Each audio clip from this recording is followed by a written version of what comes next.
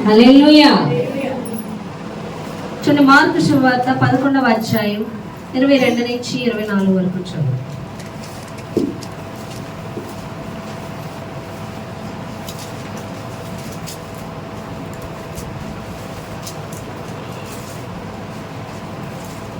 Mark సువార్త 11వ అధ్యాయం 22 నుంచి 24 తొందరగా.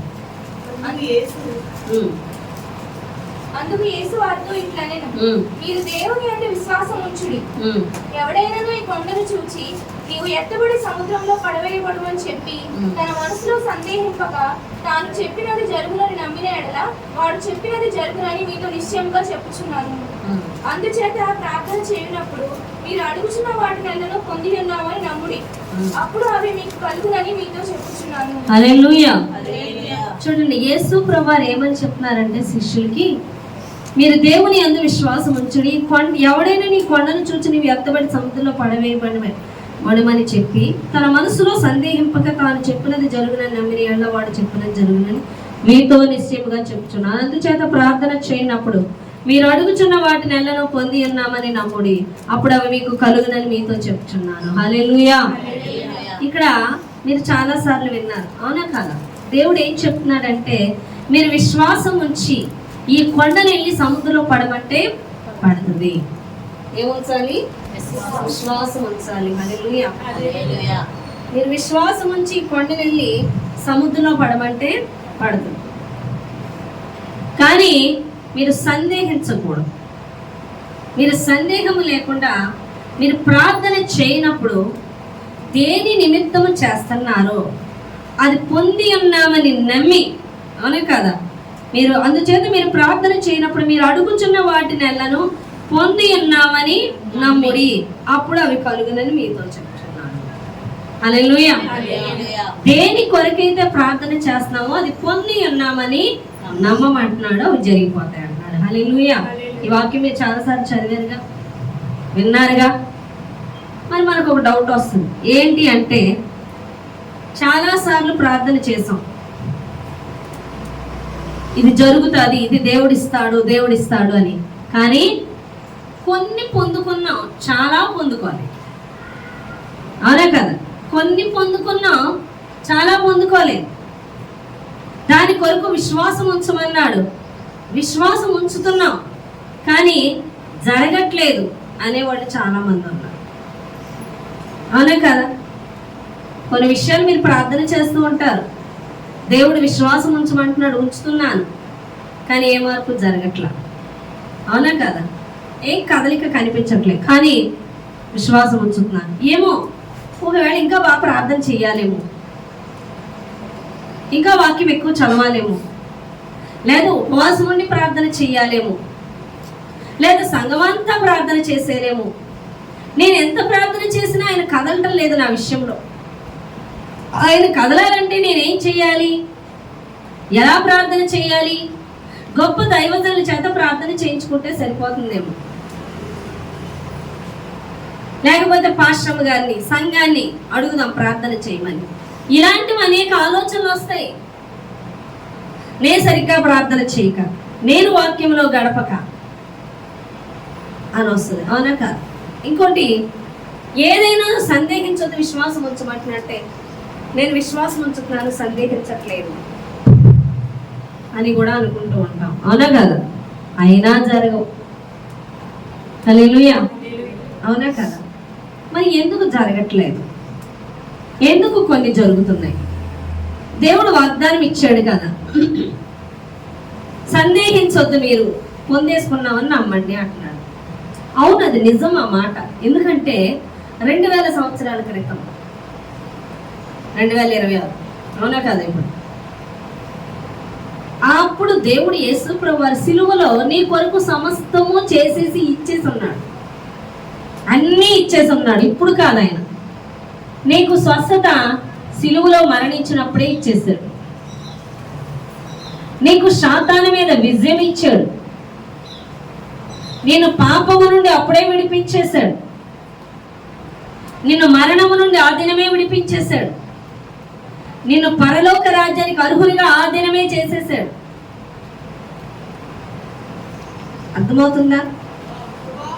ఆ దినమే నీకు విజయం ఇచ్చేశాడు, ఐశ్వర్యవంతుణ్ణి చేసేసాడు,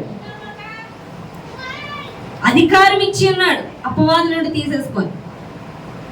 మరి ఇన్ని ఆ దినమే ఇస్తే ఈ దినము మనం ఏమీ పొందుకుంటలేదేంటి? అవును, నిజమే, పొందుకుంటలేదు. ప్రపంచంలో చాలా మంది యేసుని నమ్మక, యేసు ప్రభువారి యొద్దకి రాక స్వస్థత లేకుండా పోతుంది, పరలోక రాజ్యం ఉండకుండా పోయింది. అనే కదా, మరణము నుంచి విడుదల, శాతాన్ని నుంచి విడుదల, పాపము నుంచి విడుదల, బంధకాల నుంచి విడుదల లేకుండా పోయిన్నారు చాలా మంది. కానీ వారికి తెలియలేదని యేసయ్య యొక్క మరణము, యేసు యొక్క ఆ పునరుత్థానము, యేసు యొక్క మనకిచ్చిన స్వస్థత, ఐశ్వర్యం, విడుదల అవన్నీ అబద్ధమా? కానే కాదు, అవి నిశ్చయముగా జరిగి ఉన్నది. అది నమ్మిన వారు పొందుకుంటున్నారు, నమ్మని వారు అనగల, నమ్మిన వారు రక్షింపబడుదురు, నమ్మని వారు నరకప్రాయులు అవుతారు. అంతే కదా. ఇప్పుడు ఆయన నమ్మలేదని లేదా? పరలోకం ఉంది, నిత్యరాజ్యం లేదా? ఉంది. నమ్మని వాళ్ళకి లేదది. కానీ నిజంగా ఆయనలో స్వస్థత, ఐశ్వర్యం. ఎంతో మంది క్యాన్సర్ రోగులు చనిపోతున్నారు, కానీ ఎంతో మంది క్యాన్సర్ రోగులు యేసు దగ్గరికి వచ్చే స్వస్థత పొందుకుంటున్నారు. ఉందా లేదా? స్వస్థ అంటే ఉంది. ఎంతో మంది బీదలు ధనవంతులయ్యారు. ఎంతో మంది నరకప్రాయులమైన మనం, పాప సంబంధమైన మనమే సాక్షి, నిత్యరాజ వారసత్వం పొందుకున్నాం. ఎంతో మంది స్వస్థతలు, అద్భుతాలు, ఆశ్చర్యాలు, నిత్యరాజ్యం పొందుకొని ఉన్నారు. అర్థమవుతుందా మీకు? ఇప్పుడు సపోజ్ ఈ భూమి కింద ఏ బంగారమో ఏ ధననిదో ఉందనుకోండి, ఇక్కడ ఉంది అనేది నిశ్చయం. కానీ ఎవరు తవ్వుతారో వాళ్ళకే దొరుకుతుంది. అది తవ్వని వాళ్ళకి, ప్లేస్ పొందుకోని వాళ్ళకి దొరకదు కదా. ఈ ప్లేస్ ఎవరైతే వెలిగించి కొనుక్కుంటారో, ఈ ప్లేస్ ఎవరైతే తవ్వడం మొదలు పెడతారో ఈ కన్స్ట్రక్షన్స్ కన్నా వాళ్ళకి దొరుకుతారు. కానీ ఇందులో నీకు కనబడనంత మాత్రం ఇందులో లేదని కాదు, ఉంది. అలాగే యేసులో సమస్త ఆశీర్వాదము ఉంది. అందుకే దేవుడు అంటున్నాడు, ఎప్పుడో ఇచ్చేశాడు, నువ్వు ఇంకా నీ కోసం ఇవ్వాలి, తేవాలి, తెచ్చేలా చెయ్యాలి, ఇచ్చేలా చెయ్యాలన్న ప్రయాస అవసరం లేదు. దేవుడు ఎప్పుడో ఇచ్చేశాడు. నీకు ఇచ్చుకున్నది ఇచ్చేసింది ఆయన. విశ్వాసం ద్వారా, విశ్వాసపు నేత్రాల ద్వారా, ఆయన మీద విశ్వాసం ఉంచడం ద్వారా పొందుకోవాలి. నువ్వు అనొచ్చు, అవును విశ్వాసం ఉంచమంటున్నాడు, ఆవగింజంత విశ్వాసం చాలు. విశ్వాసం అంటే ఎంతో పెద్ద విశ్వాసం కాదు, ఆవగింజంత విశ్వాసం ఉంటే నీది ఎంత పెద్ద సమస్య అయినా ప్రార్థన చేయనప్పుడు నిశ్చయముగా జరుగుతుంది అన్నప్పుడు జరిగిపోద్ది అన్నాడు. కానీ జరగ. ఎందుకని? నా విశ్వాసము గొప్పది కాదా? డౌట్. లేదా నా ప్రార్థన కాదా? లేదా నేను పరిశుద్ధురాలు కాదా? కాదంటలేదే, నా ప్రార్థన బట్టి కాదు, యేసయ్య వల్లే. మరి ఎందుకు పొందుకుంటలేదు అని ఆలోచన చేస్తే జాగ్రత్తగా వినండి. నేను ఒక ఉదాహరణ చెప్తాను. నా లైఫ్లో నేను అనుకున్నా, నేను మంచి జాబ్ చేయాలి. నేను కాకినాడలో, నాకు కాకినాడ ఇష్టం ఎక్కువ, సిటీలో ఉంటాను, నాకు సిటీ ఇష్టం. కాకినాడలో ఇల్లు కొనేసుకోవాలి, కాకినాడలో నేను జాబ్ ఉంటూ ఎక్కడికి వెళ్ళినా అప్ అండ్ డౌన్ కాకినాడలో ఉంటూ చెయ్యాలి. ఒక లైఫ్ ఊహించుకున్నా, నేను ఊహించుకున్నాను. అర్థమవుతుందా మీకు? దాని కొరకు డిఎస్సి రాస్తేనే జాబ్ వస్తుంది. ఫస్ట్ టైం రాశాను, రాలా. సెకండ్ టైం రాశాను, రాలా. థర్డ్ టైం, ఇక నేను ఫస్ట్ టైం నేను సరిగ్గా ప్రిపేర్ అవ్వలేదు కాబట్టి రాలా. సెకండ్ టైం సరిగ్గా ప్రిపేర్ అవ్వలేదు, రాలా. థర్డ్ టైం బాగా ప్రిపేర్ అవుతాను, నెక్స్ట్ ప్రార్థన ఎక్కువ చేస్తాను, నెక్స్ట్ వాక్యానుసారంగా ఉంటాను. నా ఈ ప్రార్థన, నా ఈ వాక్యానుసారమైన జీవితం, నా యొక్క పరిశుద్ధత దేవునికి చేసి దేవుడిని నేను అడుగుతాను, ఇంకా ప్రభువా నువ్వు ఖచ్చితంగా నాకు జాబ్ ఇస్తే నేను పోషింపబడతాను. ఎందుకంటే నేను పెళ్లి చేసుకున్నాను, కానీ ఈయన నా జాబ్ కోసమే నన్ను పెళ్లి చేసుకున్నాను అన్న. ఇక నాకు జాబ్ రావాలి, ఇక ఇక్కడ చూసే ప్రసక్తి లేదు. అంతకుముందు తల్లి తండ్రి, ఇప్పుడు అలా కాదు. వాళ్ళేమో అడుగుతాం. తినేమో లేదు, చేతగానంటే నుంచున్నాడు, నువ్వే అన్నాడు.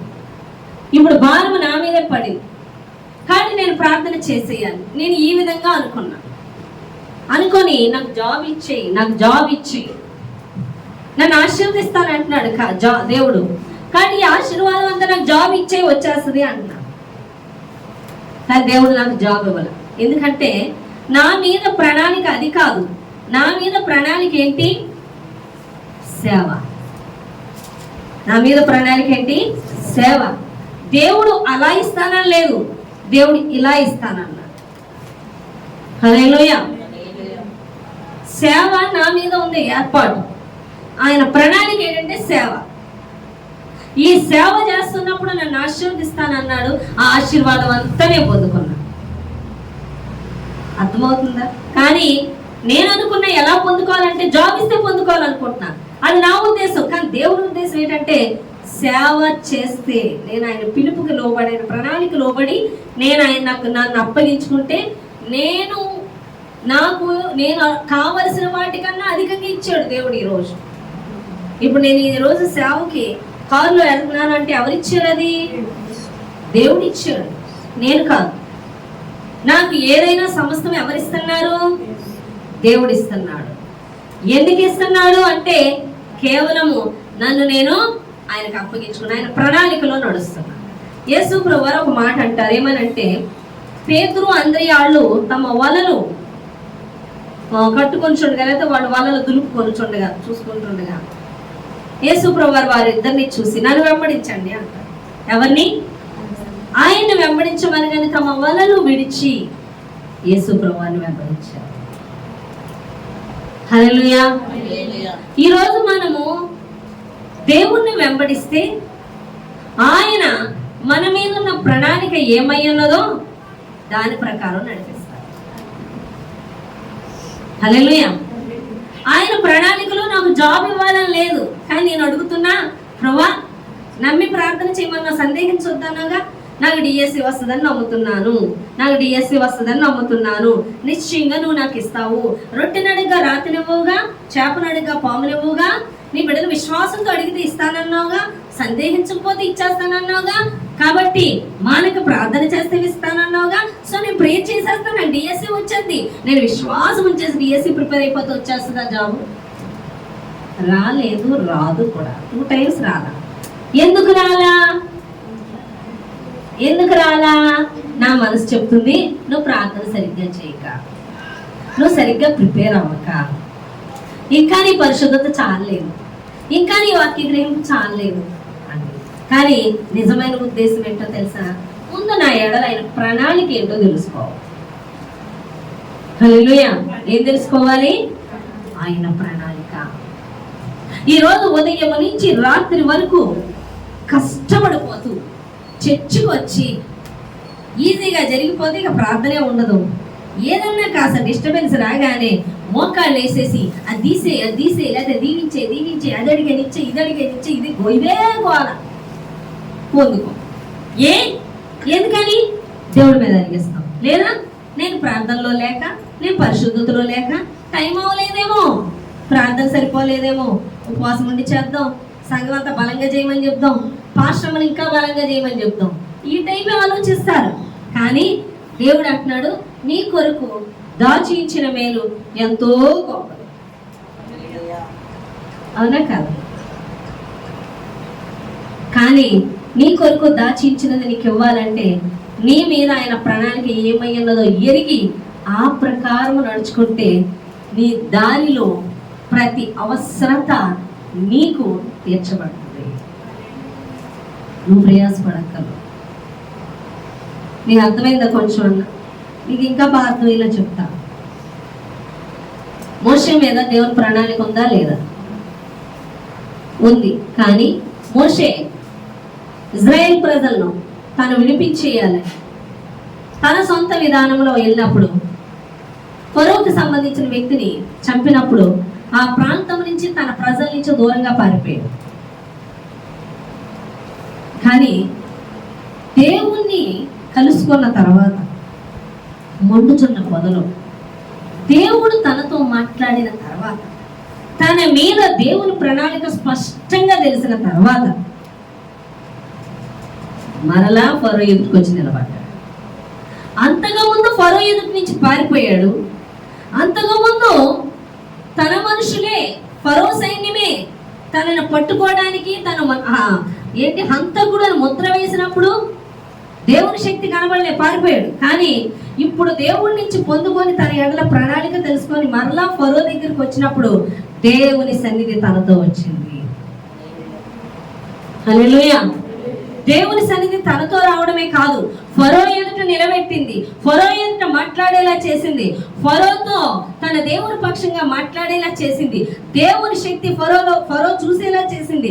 ఎర్ర సముద్రాన్ని పాయలైనప్పుడు తన సైన్యము తన కళ్ళ ఎదుటే ఫరో ఎదుటే మునిగిపోవడం చూసి ఈయన మోషే దేవుడని ఒప్పుకునేలా చేసింది. అరణ్యంలో ఇజ్రాయేల్ ప్రజలు పోషింపబడ్డారు. తాను ఒక్కడే పోషింపబడలేని స్థితి. కానీ ఎప్పుడైతే దేవుని ప్రణాళికకు లోబడొచ్చాడో ఇజ్రాయేల్ ప్రజలు 60 లక్షల మంది దాకా ఉండొచ్చని అంచనా. అంతమంది ప్రజలను అరణ్యంలో నడిపించాడు అంటే అంతమందికి పోషణ ఎక్కడి నుంచి వచ్చింది? మారాన్ని మధురంగా మార్చాడు. పరలోకములో దేవదూతలు తిను మన్నాహారాన్ని కురిపించాడు. పగలు మేఘస్తంభం, రాత్రి అగ్ని స్తంభం వలె ఇజ్రాయేల్ ప్రజలు కనాను దేశం నడిపించడానికి ఆయన తోడై ఉన్నాడు.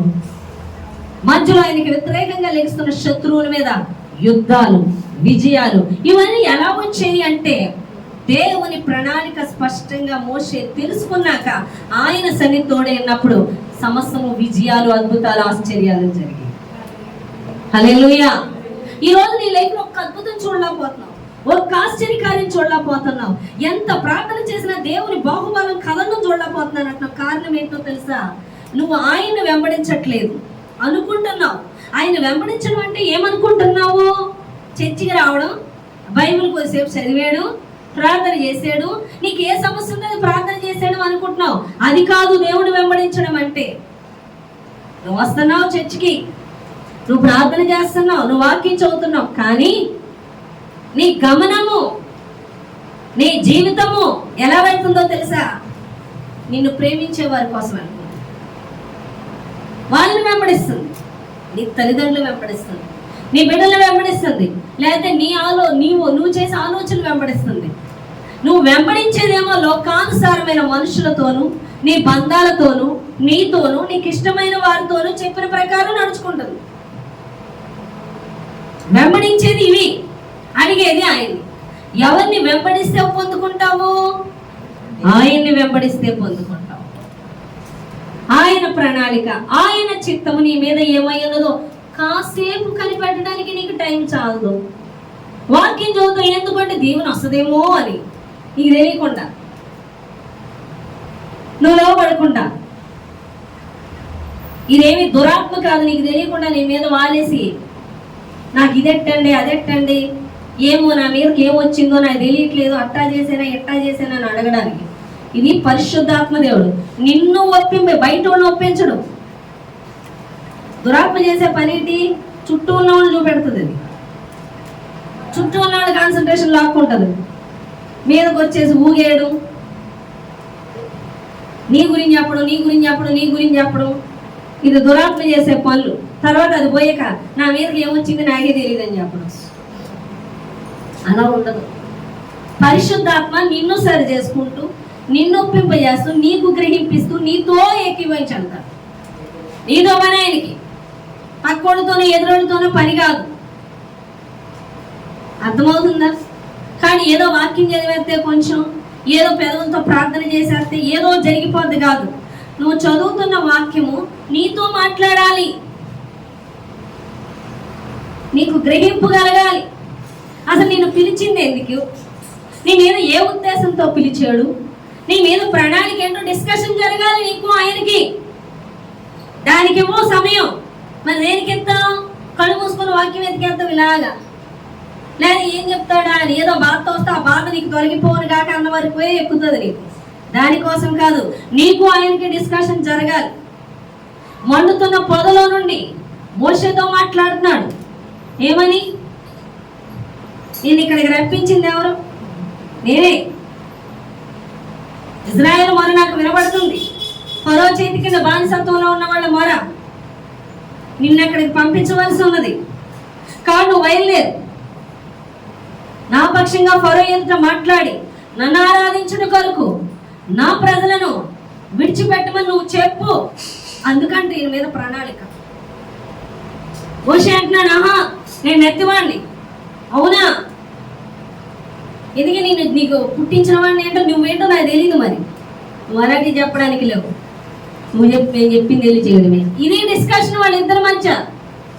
అప్పుడు వెళ్ళేకప్పుడు అద్భుతాలు జీవితంలో జరిగాయి. నువ్వు ఎన్నాళ్ళు వాక్యం చదువుతున్నావు, నీకు ఆయనకి డిస్కషన్ జరిగిందా? ఏంటో ఆయన ప్రణాళిక నీకు చెప్పాడా? వింటున్నావా చెవులతో? ఏదో నీ దాన్ని వాక్యం చదువుకుపోతున్నావు. ఇచ్చే ఆశీర్వాదం ఎప్పుడు అవుతుంది?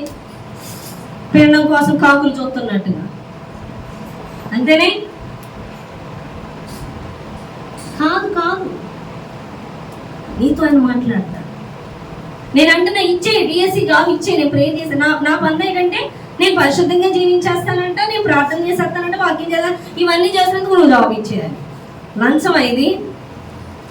లంచమా? నన్ను ఆశీర్వదించు. ఎందుకు?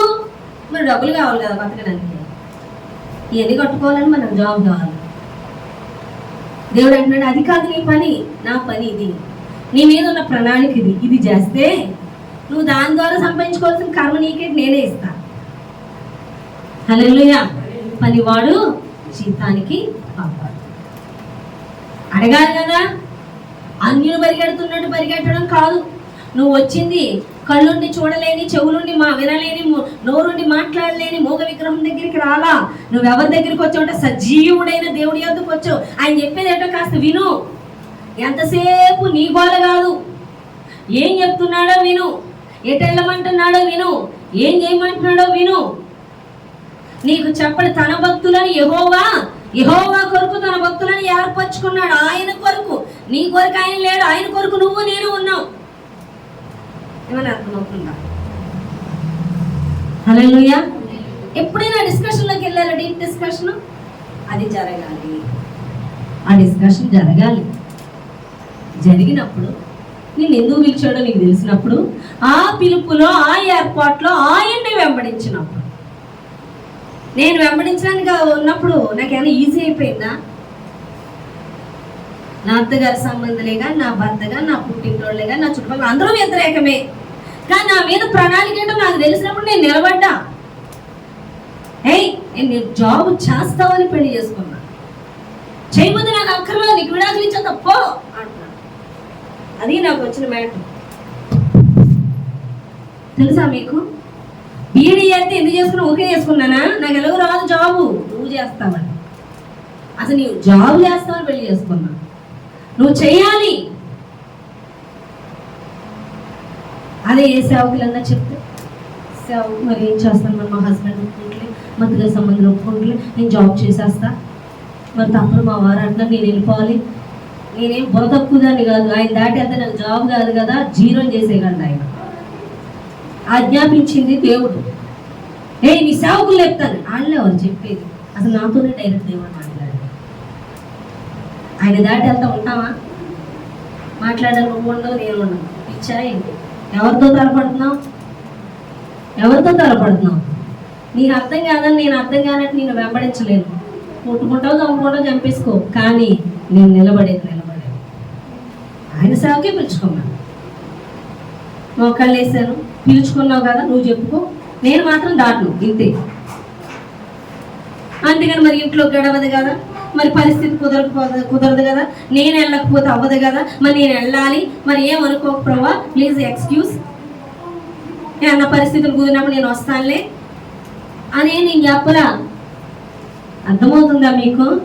నేను వెళ్ళకపోతే అంటే ఆహా అవునా, ఎవరికన్నా హెచ్చించుకున్నట్టు మనం ఆయన కన్నా. నువ్వు వెళ్ళకపోతే అవదా? నిజమా? మాట్లాడగలమా? ఆయనతో చెప్పగలమా ఎదురు? ప్రణాళిక ఏంటో నీకు తెలియాలి, నీ మీద ఉద్దేశం ఏంటో తెలియాలి. నువ్వు ఆ గాడిలో ఫస్ట్ వెళ్ళాలి. నీకు అదే అర్థం అవట్లేదు. ముందు గుడ్డెందుకు చేలో పడుతుందంట, దాని సామెత చెప్తుంటే నాకు అర్థమైంది, తర్వాత అర్థమైంది. గుడ్డ చేలో పడినట్టు ఉంటుంది. గుడ్డ చేలో, అవును గుడ్డెదికి చేలో పడితే అది ఏం తింటుందో, ఎలా తింటుందో, ఏం దొక్కుతుందో దానికి దారి క్రమం ఉండదు. అలా గుడ్డోళ్ళ కింద వెళ్ళకూడదు. ఎందుకు వచ్చామో, దేని నిమిత్తం దేవుడు ఏర్పరచుకున్నాడో, అవునా కదా, పిలిచేయడం అన్నీ తెలుసుకోవాలి, ఏం చెప్తున్నాడో వినాలి. నోవహు వాడు తను ఇష్టం వచ్చినట్టు కట్టలేదు, ప్రతి పిన్ పాయింట్ చెప్పుకుంటూ వచ్చాడు యేసయ్య. చెప్పాడు కాబట్టి వాడు కట్టగలిగాడు, లేకపోతే కట్టగలడా నోవహు? చెప్పాడు కాబట్టి జంతువులన్నీ లోపలికి వెళ్ళి లేకపోతే తీసుకెళ్ళగలడా? ప్రతిదీ చెప్పాడు. 100 సంవత్సరాలు ఆయనది వింటూ చేశాడు. నీ మీద ప్రణయం ఏంటో నీకు తెలియాలి, ఏంటో అర్థం అవట్లేదా? మాట్లాడుకున్నావా?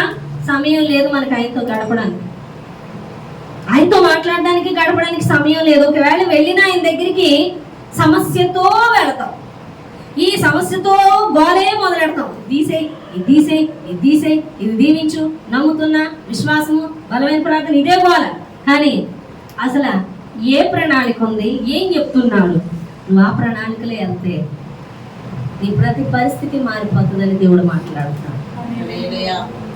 యోసేపుని చూసినట్లయితే యోసేపుకి చిన్నప్పుడే కళల ద్వారా దేవుడు మాట్లాడాడు. యోసేపు ఎడల ప్రణాళిక, తన తండ్రి ఏంటో సుఖంగా ఉన్నాడు, కానీ ఆకాశంలో నక్షత్రాలు, సూర్యుడు, చంద్రుడు కూడా ఆయన కాళ్ళ దగ్గరకు వచ్చినట్టుగా దర్శనాలు, వరి పనులు అవన్నీ కూడా అతని కాళ్ళ మీద పడినట్లుగా, తన పనుల మీద పడినట్లుగా తనకి దర్శనాలు చూపిస్తే తండ్రి అంటాడు, అంటే ఏంటి నీ ఉద్దేశం, మేమందరూ నీ కాళ్ళ దగ్గరికి రావాలన్నా? కానీ దేవుని ఉద్దేశం అదే. ఆ ఉద్దేశం కొరకు పరిస్థితి ఎలా జరిగిందంటే, అన్నదమ్ముల చేత అన్ని వేయబడ్డం, ఫరో ఇంట బానిసగా ఉండడం, నింద వేయబడ్డం, రాజు ఇంట రాజుగారి యొక్క జైల్లో కారాగారంలో పడడం, అక్కడి నుంచి కళల ద్వారా ఆ కళలకు అర్థం చెప్పే వ్యక్తిగా రాజుగారికి పరిచయం చేయబడ్డం, ఆ కళలు అర్థం చెప్పిన తరువాత ఆ కరువు తీర్చే పరిస్థితి ఇతని వల్లే జరుగుతుందని ఆ దేవుడు ఆ రాజుకి బయలుపరిచి, రాజుగా నేనున్నాను కానీ పేరుకు మాత్రం నువ్వే రాజు అంటూ తనని నిలబెట్టి ఆ కరువు పరిస్థితుల నుంచి విడిపించే వ్యక్తిగా యోసేపుని నిలబెట్టాడు. అవునా కాదా? ఒకవేళ కాదు నేను నాన్నగారి ప్రేమలో, నాన్నగారి సన్నిధిలో నేను సుఖంగా జీవిస్తాను అనుకుంటే రాజు అయ్యేవాడు కాదు ఎప్పటికీ. ఈ రాజు అయ్యింది ఎందుకు అంటే, ప్రపంచంలో కరువు రాబోతుందంట. ఈ కరువు దినాల్లో ధాన్యాన్ని సమకూర్చి వారందరికీ పెట్టడానికి ఈ యోసేపుని రాజు సిద్ధపరిచాడు. అదే కరువు దినాల్లో తండ్రి తన యొక్క సహోదరులు అలమటిస్తున్నారు, వాళ్ళు ధాన్యానికి వచ్చారు. తన తండ్రిని, తన సహోదరుని రాజుగారింటికి తీసుకొచ్చేసాడు.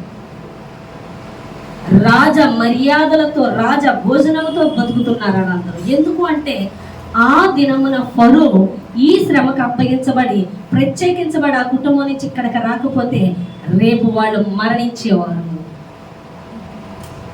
ఈ ప్రణాళికను, ఈ యొక్క మరణము నుంచి తప్పించడానికి, వారికి బ్రతుకుని ఇచ్చుట కొరకు రాజుగారి యొక్క సన్నిధిలో వాళ్ళు అంత గొప్ప ఐశ్వర్యంతో ఉండగలిగేటట్లు చేయడానికి యాకోబు ఎంతో పుత్రశోకం అనుభవించాడు.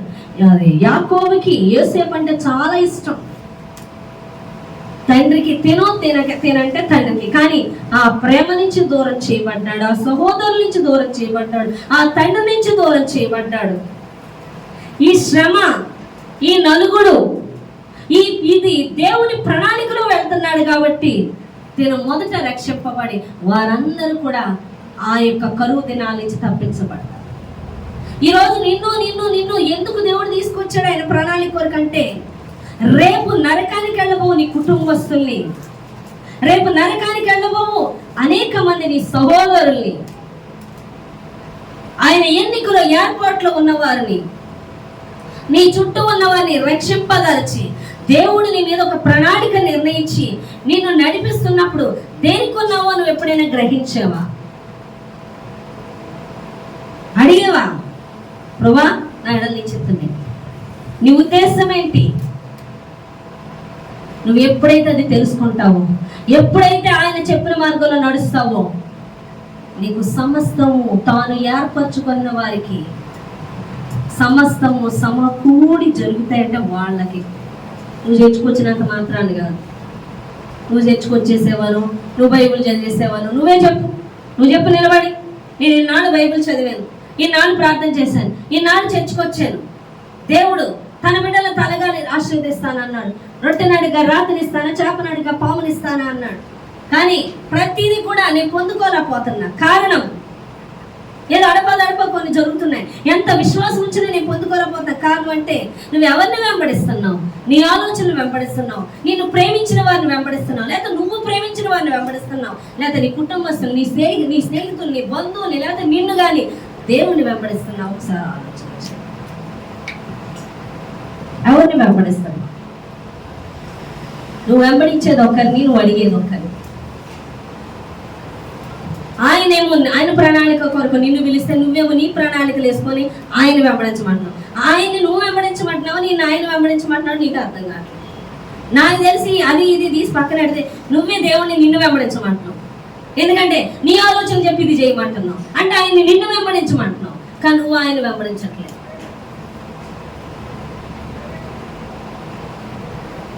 ఫరో ఎంత అద్భుతాలు చేశాడు అంటే ఈ రోజు నీ ఎదుట కూడా ఫరోలు అంటే వాళ్ళని దేవుడు ఎదిరించడానికి నేను నిలబెట్టాడు. గోలియాతు లాంటి వాళ్ళు ఎదిరించడానికి నేను నిలబెట్టాడు. కానీ నువ్వు ఆయన ప్రణాళికలో వెళ్ళట్లేదు, ఆయన వెంబడించట్లేదు. నిన్ను వెంబడిస్తున్నావు, నీ ఆలోచనలు వెంబడిస్తున్నావు, నీవు ప్రేమించిన వారిని వెంబడిస్తున్నావు, నీ కుటుంబం కొరకు, లేదా నీ రక్త సంబంధుల కొరకు, నీకు నచ్చిన వారి కొరకు, నీ కోసం ఇవి నువ్వు వెంబడించేది. కానీ ఆయన్ని వెంబడిస్తున్నావా? నువ్వు ఆయన్ని వెంబడిస్తే నీ జీవితంలో విజయాలు చూస్తావు. మోషే ఆయన ప్రణాళికలో మొదలెట్టిన తర్వాత అడుగు పెట్టడం అద్భుతాలు ఆశ్చర్యాలతోనే కదిలాడు. అద్భుతాలు ఆశ్చర్యాలు ఫరోయే చెప్పాడు. ఎర్ర సముద్రం 2 పాయలు ఇజ్రాయేల్ ప్రజలు రక్షింపబడి చూసి మోషే దేవుడే దేవుడే. ఈరోజు నువ్వు ఆయన ప్రణాళికలో నడిచినప్పుడు చెప్తారు ప్రజలు, నిన్ను చూసిన వాళ్ళు నీ దేవుడే దేవుడు, నువ్వు వెంబడించేవాడే నిజమైన దేవుడు అని చెప్తారు. నీ పక్షాన ఉన్నది దేవుడే అని చెప్తాడు. ఈరోజు మందియా ఒక దేవుని ఎరగని వ్యక్తే కానీ నీ దేవుడు గొప్పవాడు, నీ దేవుని విడిచిపెట్టకు అన్న స్టేజ్కి వచ్చాడు. ఎందుకు, ఎలా వచ్చాడు? ప్రకటించడం బట్టి కాదు, నేను ఆయన చెప్పింది చేసుకుంటూ వెళ్తున్నాను, అదే నేను చేసిన పని అంటున్నాడు. ఒక అన్యుడై ఉండి నీ దేవుడే దేవుడు, నీ దేవుడు గొప్పవాడు, నీ దేవుడు విడిచిపెట్టు. అందరి దేవుడు దేవుడే అన్న ఫీలింగ్, కానీ నీ దేవుడు మాత్రం విడిచిపెట్టుకో. నీ దేవుడు శక్తిమంతుడు. ఎవరు కూడా అంటున్నాడు మోషే దేవుడే దేవుడు. నిజంగా నువ్వు ఆయన ప్రణాళికలు వెళ్తే నీతో ఆయన శక్తి ఉండడం, నీతో ఆయన చేసే అద్భుతాలు నీ ద్వారా చూసిన వాళ్ళు నీ దేవుడే దేవుడని ఒప్పుకోక తప్పదు. హల్లెలూయా. సమయం ఉండట్లా, నీకు దేవునితో కూర్చొని మాట్లాడుకోవడానికి సమయం ఉండట్లా. అయ్యా నన్ను ఎందుకు పిలిచావు, నాకు ఇంత గొప్ప రక్షణ ఇచ్చావయ్యా, నిజ దేవుడు ఎవరో తెలుసుకునేలా చేస్తావు, ఈ భాగ్యం ఎవరికి లేదు నాకు ఇచ్చావు, నా నేత్రాలు తెచ్చావు, నువ్వే నిజమైన దేవుడు అని ఎరిగి నీ వద్దకు వచ్చే కృపించావు. ఏం చేయాలి? నేను నిన్ను వెంబడించాలి, నేను నిన్ను ప్రేమిస్తున్నాను, నేను నీ చిత్తంలో నడవాలి, నీ ఉద్దేశం నీ ప్రణాళిక నేను నెరవేర్చాను, నేనేం చేయాలో చెప్పయ్యా. నువ్వు ఎప్పుడైనా అడిగావా? ఆయనతో సహవాసం చేసావా? ఒకరోజు ప్రశాంతంగా కూర్చొని మాట్లాడుకున్నావా? సురేష్ అయ్య గారని మీ అందరికీ తెలుసు, ఆర్సీఎం అనుభవం. ఆయన ఆర్సీఎం అనుభవంలో ఫాదర్ అయిపోవాలనుకున్నాడంట. ఆర్డినేషన్ చేస్తున్నప్పుడు అందరికీ ఇచ్చి ఆయన పక్క ఆయనకు దగ్గరికి వచ్చాక అయిపోయిందంట. మరి మరలా ఎప్పుడు మరి నాకు తెలియదు. తర్వాత ఆయన ఇంటికి మాత్రం ఆత్మతో నింపబడిన ఒక సేవకుడు వచ్చినప్పుడు వాళ్ళు చేర్చుకునేవారంట. ఆ సేవకుడిని ఆయనకి అతిథి మర్యాదలు చేస్తున్నప్పుడు ఎక్కువ వాళ్ళ కుటుంబానికి ప్రార్థన చేస్తున్నప్పుడు దీన్ని దీవించి ప్రార్థన చేసి వెళ్ళేవారంట. తర్వాత ఆయనకి పెళ్లి సంబంధం కుదిరింది, సెట్ అయిపోయింది సంబంధం. తర్వాత ఆయనకి బర్త్డే జరుగుతున్నప్పుడు ఆయన హృదయంలో వేదన. వాళ్ళ ఇంట్లో వంటలు చేస్తున్నారంట ఈవేళ వాళ్ళ అబ్బాయి బర్త్డే అని, కానీ పరిశుద్ధాత్మ దేవుడు తనలో వేదన. అసలు నేను ఎందుకున్నాను, దేనికి ఉన్నాను, దేనికి నన్ను పిలుచుకున్నాడు, అసలు నా మీద ఆయన ప్రణాళిక ఏంటి, అని ఆయన వైరాగ్యం కలిగి, ఆయన ఏమి దేవుడు నన్ను ఏ ప్రణాళికతో పిలుచుకున్నాడో తెలుసుకొని కోరి ఒక ఎత్తైన కొండ మీదకి ఎక్కి ఆ కొండ మీద బైబిల్ పెట్టుకొని కన్నీరు కాస్తూ మోకాలు వేసి, అయ్యా నా మీద నీ ప్రణాళిక ఏంటయ్యా, నీ ఉద్దేశం ఏంటయ్యా, నన్ను ఎందుకొరకు పిలుచుకున్నామయ్యా, నాకు అర్థం కావట్లేదు, నాకు బయలుపరచు అని చేతులెత్తి ప్రార్థన చేస్తుంటే ఓ గాలికి బైబిల్ పేపర్లు అటు ఇటు తిరిగిపోతూ ఒక పేపర్ వచ్చేసరికి అలా ఆగిపోయిందంటే ఎంత గాలి వేస్తున్నా, ఏదో అతుక్కున్నట్టు ఆగిపోతే అక్కడ చూడగానే మెల్కీసెదెకు క్రమం చొప్పున నిన్ను సేవకునిగా వాడుకుంటానని దేవుడు మాట్లాడు. మరలా ప్రార్థన చేశాడంట, అది అర్థమై ఆయన మరలా గాలి వేసి మళ్ళా తిప్పేసి మళ్ళా ప్రార్థన చేస్తా, మళ్ళీ అదే పేజ్ వచ్చి మళ్ళీ గాలి అంటేస్తున్న ఆ పేజ్ దగ్గరే అస్సలు కదలకుండా ఆగిపోయిందంట. ఆయన ఆశ్చర్యపోయాడు, ఆయనకి విశ్వాసం కలిగేలా మరలా అదే మాట వచ్చిందంట. అప్పుడు ఆయనకు అర్థమైందంట, తనని పెళ్లి కాని పరిచర్యకి దేవుడు పిలుచుకుంటున్నాడు. వెంటనే కొండ దిగి ఫస్ట్ ఫోన్ ఆ అమ్మాయికి చేశాడంట. ఆయన చేసి, అమ్మా నాకు దేవుడు ఈ విధంగా పెళ్లి కాని పరిచర్యకి నన్ను పిలుచుకున్నాడు కాబట్టి నేను తండ్రి మాటకు అప్పగించుకోవాలి తప్పదు, నువ్వు కూడా దేవుని చిత్తమైతే నువ్వు కూడా అప్పగించుకో, లేదా ఒక సేవకుని వివాహం చేసుకొని సేవ చేయి, దానంత ధన్యకరమైన జీవితం ఇంకోటి లేదు, లేదా నువ్వు సేవ చేయి, ఏదైనా నాకు దేవుడు చెప్పమన్నాడు అని చెప్పేసి మొట్టమొదట అమ్మాయికి బాధ్యతకి ఏం చెప్పుకొని నాది పెళ్లి గారి పరిచర్య అని కమిట్ అయిపోయించాడంట. ఆయన ప్రణాళిక ఏంటో తెలుసుకున్నాడు. ఆయన ఈరోజు నీకు సమయం ఉందా, ఏడో చేసేస్తున్నావు ప్రార్థన, ఏం చేస్తున్నాడో మనకే తెలియదు, జరుగుతుందా లేదా తెలియదు, జరిగితే జరుగుతుంది, ఏ పుట్లో ఏ బాగుందో అన్నీ కలిపి కొట్టేద్దాం, అనే కాదు అన్నీ కలిపి కొట్టేద్దాం, ఏదో జరుగుతుంది, మనకు అర్థమే కాదు. ఇక్కడ అలా ఉండదు ప్రణాళిక, ఫలానాది చేస్తాను నువ్వు ప్రార్థన చేయి, బయలుదేరి జరిగిపోద్ది అంతే. ఆయన వెంబడిస్తే, ఆయన నడిపింపులో ఉంటే ఓ 10 చేసేసాం కలబలంగా, ఏదో ఒకటి జరుగుతుందిలే, నాకు తెలియకుండా జరిగిందో లేదో మర్చిపోయే లోపు, జరిగితే దేవునికి స్తోత్రం, జరగకపోతే ఇంకా విశ్వాసంలో ఉండాలేమో, ఇంకా ప్రార్థనలో గడపాలేమో, ఇంకా ఈ కాదు. నీకు ఆయన ప్రణాళిక ఏంటో తెలిస్తే ఆయన వెంబడిస్తూ ఉంటే ప్రతి అడుగు నువ్వు ఎరిగి వేస్తావు, ప్రతి అడుగులో అద్భుతాలు ఆశ్చర్యాలు ఉంటాయి. మోషే ఎక్కడికి తీసుకెళ్లాలో తెలిసి బయలుదేరాడు, కనాను దేశం తీసుకెళ్ళాలి ఇజ్రాయెల్ ప్రజలు, అర్థమైంది, బయలుదేరాడు, ప్రతిదీ అద్భుతంతోనే తీసుకెళ్ళాడు. వెళ్ళే కొలది మార్గము దగ్గర పడుతుంది, వెళ్ళే కొలది కనాను దేశం దగ్గర పడుతుంది. ఈరోజు నీదేం దగ్గర పడుతుంది, ఏం దగ్గర పడుతుందో తెలియదు, ఏం దూరం అవుతుందో తెలియదు, మన బతికేందో తెలియదు. కాబట్టి ఆయన ప్రణాళిక ఆడమని దేవుడు మాట్లాడు, దేవుడిని అడుగు, మండుచున్న పదులో నుండి మోషేతో మాట్లాడి దేవుడు దేని కొరకు పిలుచుకొని ఉన్నాడో మాట్లాడాడు. అడిగేవా, మోకాళ్ళు వేసావా, ఉపవాసం ఉన్నావా, తండ్రి నా ఎడల నీ చిత్తం ఏంటయ్యా, నీ ఉద్దేశం ఏంటయ్యా, నేను వెంబడిస్తున్నాను అనుకున్న ఆలోచనలా, నా ఇష్టాలనా, మనుషుల ఇష్టాలనా, లేకపోతే ఈ లోక సంబంధాలనా, ఈ లోక మర్యాదలనా, ఈ లోక ఆడంబరాలనా, ఈ లోక మూఢనమ్మకాలనా, దేన్ని వెంబడిస్తున్నాం? ఒక్కసారి మనం దేవుడిని అడుగుదాం. నీ మీద ప్రణాళిక తెలిసే వరకు ఏదో ప్రార్థన, ఏదో ప్రేరు, ఏదో నడిపింపు కాదు, నువ్వు ఏం చేస్తున్నావు దేవుని ప్రణాళికలో అన్నది నీకు తెలిసి నడుచుకోవాలి. తెలియక నడుచుకోవడానికి కాదు, పరిశుద్ధాత్మ దేవుడు గ్రహింపుతో కూడిన నువ్వు గ్రహించాలి, నువ్వు చూస్తున్న ప్రజలు గ్రహించాలి, నీ పక్షాన ఉన్నది దేవుడే అని, నేను నడిపిస్తున్నది దేవుడే అని. అర్థమవుతుందా? కాబట్టి నీ మీద ప్రణాళిక ఏంటో ఎరిగి దేవుడిని నువ్వు వెంబడించే వ్యక్తిగా ఉండు. నీ ఇష్టాలను కాదు, మనుషుల ఇష్టాలను కాదు, లోక ప్రణాళికలు వేసుకొని వెంబడించి కాళ్ళకి నీకు తేడా ఉంది. లోక ప్రణాళికలు వేసుకొని లోకస్తులు నడుస్తుంది నరకానికి. మరి నీకు పరలోక రాజ్యం కావాలన్నప్పుడు పర సంబంధమైన వ్యక్తిగా నువ్వు నడుచుకోమని దేవుడు మాట్లాడుతున్నాడు. ఈ చిన్న మాటలు దేవుడు దీవించి ఆశీర్వదించుకున్నాడు.